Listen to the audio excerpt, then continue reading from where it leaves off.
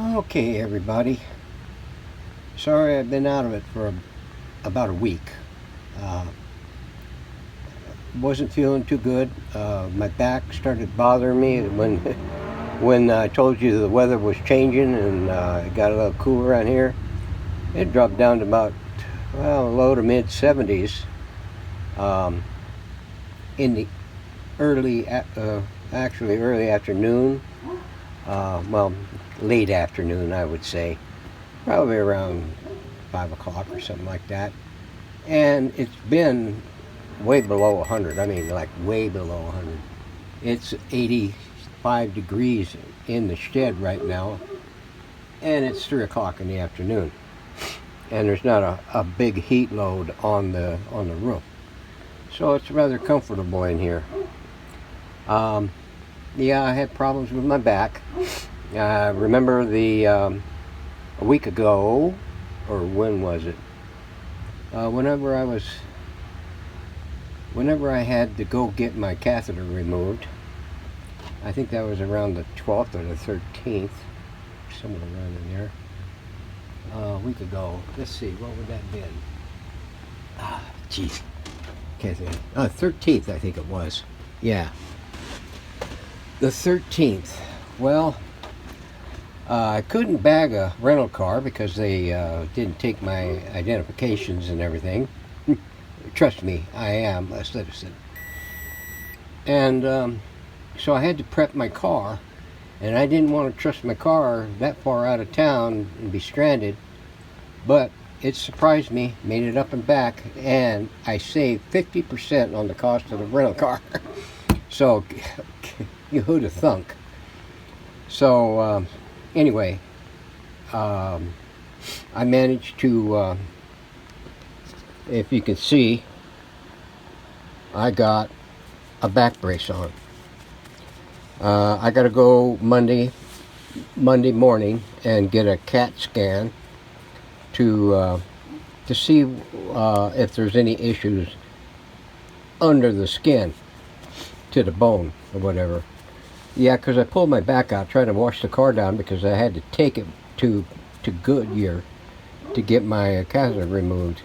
So anyway, and it's been bothering me for some time, and I've been popping pills every 6 hours for the last week. So that's what I've been doing. I've been taking it easy. When I got this brace, this belt, looks like something a weightlifter, a heavy lifter, a weight trainer would put on to lift weight. I got it on. I got it, when was it? Yesterday, day before yesterday, and I put it on the last couple of instances of being up and about, and my back feels good. So I decided to get out here and get started on this again. If you remember the last time we left off, where I left off, we found a lot of breaks down here on this edge, and there are some of them right there. There's probably 3 or 4. Yeah, 1, 2, 3, 4. There's 4 there. But the biggest thing is, you see this stringy thingy ringing around there? There's the ends of it right down there. They're not quite. They're about still 2.5, 3 feet, 2.5 feet off the floor. That is both ends, and they're looped up around that horseshoe right there. So double that length, which is probably about 5 feet thereabouts, maybe. 10 feet. 10 feet of that came off that coil. Yeah, it gave me the slip on one occasion, and I had to regroup and scratch my head and other things, and determine how I wanted to attack this thing additionally, because pulling 10 feet off of that doggone thing, I wasn't sure just how far deep down it went, Well, that's about a 1-inch diameter coil, I'd say, on the outside. So I haven't calculated how much came off of there as far as ohms is concerned, but it's reading 60 ohms, and I'm thinking that's pretty close to what I figure most of the pickup coils on the other radios have been going, around 60, 65, 67, 70 ohms, somewhere around in there. So I don't think it's going to change it much, but let me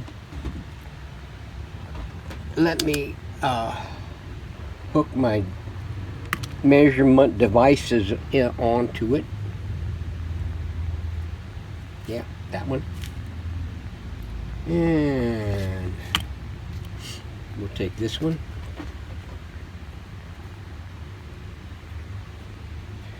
And we'll turn on the device.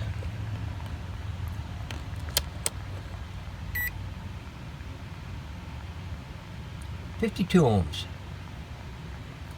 52 ohms. I'm getting a reading now on that coil. So, I just got to figure out how it all goes back together now. Yeah. So, anyway, yeah, I had to do the heat gun thing, and scratch here and a scratch there, and other places. And of course, having one of these helps of magnifying. And I've got these lenses in different diopters. I think from 2.5 down to 1. I think there's a bunch of them that comes with this thing, and you can double them up if you need to. So and that gets me in. I mean, I can zoom. I can get way down to it, and it will sharpen. It'll sharpen up the image whenever the closer you get, depending on the diopter that you use. So that is a really good investment for small parts stuff. So I'm hoping that nothing else is going to make me upset. So now we gotta get this cleaned up more and get it all back to a good state. And oh yeah, all this stuff is this fill stick, medium dark walnut, heat it up with a little torch like that thing. Heat it up till she softens up, starts to run, and then just drill it right on there. And that should help protect that thing from me. Okay, now the radio chassis is back there on the back paint stand, and ready for the call. So we're going to clean this area up. I'm going to take a break because I've been out here for I don't know, a few hours. And then we're going to come back out later in an hour or two and get this thing cleaned up and figure out how this thing goes back together and make a plan. So thanks for watching, everyone. Thanks for hanging in there. Appreciate the comments and the well wishers. I'll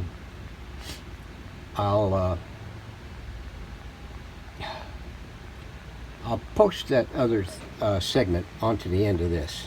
I was going to cut it short here, but I think once we get this all back together with its mount and identify all the hookup points with the proper wires, we'll pin that onto the back of this one. So hang on, there's more coming. All right, everybody. Back in the shed. It's about 6:30 in the evening. We got the antenna coil put back together, mounted in, and connected. We did a power up, and we're getting the same result that we got earlier. We're getting one station with images at two other spots on the broadcast band. So I've checked it with another radio put beside it, and the local oscillator appears to be functioning. One radio to the other. I mean, it seems to affect both, both ways. So I'm thinking there must be something up somewhere in here. We're gonna take a crack at it again tomorrow. Yeah, we'll take a crack at it again tomorrow. We'll turn this thing up. We'll pull the stuff. We're going to protect the we're going to protect the antenna coil. Maybe a Secret Service could come in and DEI it. And then we'll turn this thing up, and we will go in there, and we will do a tracing on everything. Now, with the exception of the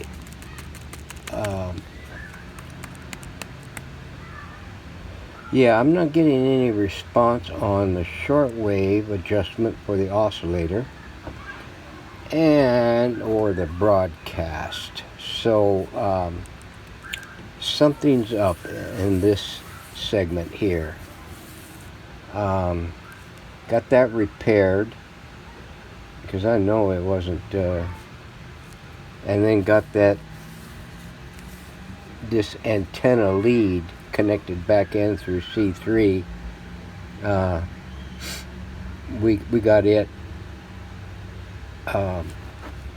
repaired. It was broken, mostly broken. So the pattern seems to function as expected. The broadcast trimmer and the shortwave trimmer are very limited in their responses.